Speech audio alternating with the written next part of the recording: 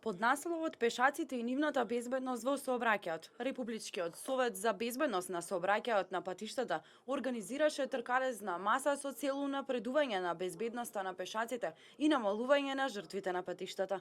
Председателот на Републичкиот совет Стојче Стаменковски изјави дека пешаците се најранлива категорија на учесници во сообраќајот и секоја година на патиштата во светот 270.000 пешаци ги губат животите. Во првите 9 месеци 122 лица го имаат загубено животот во сообраќајни незгоди.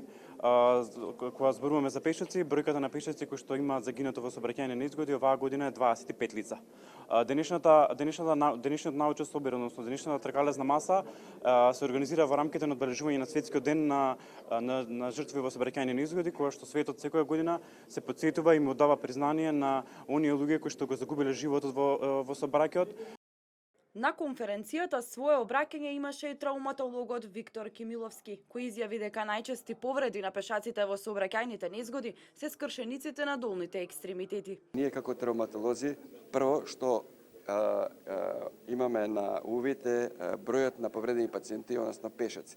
Ме прашавте за кои најчесто повреди се работи за скршеници на долните екстремитети, бидејќи нормално ударот е прво во нозете, а вториот удар е во предел, значи на главата или second hit, каде што настануваат тешки краниоцеребрални повреди.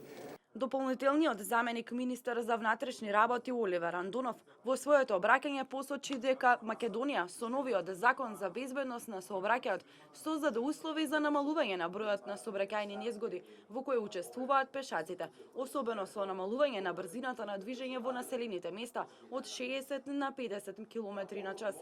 За првите 9 месеци од оваа година се случиле 111 сообраќајни незгоди со загинати лица, што е зголемување од 6,31% во однос на претходната година.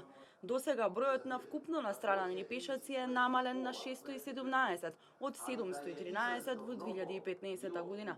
Бројот на загинати пешаци исто така е намален од 37 во 2015 година на 25 годинава.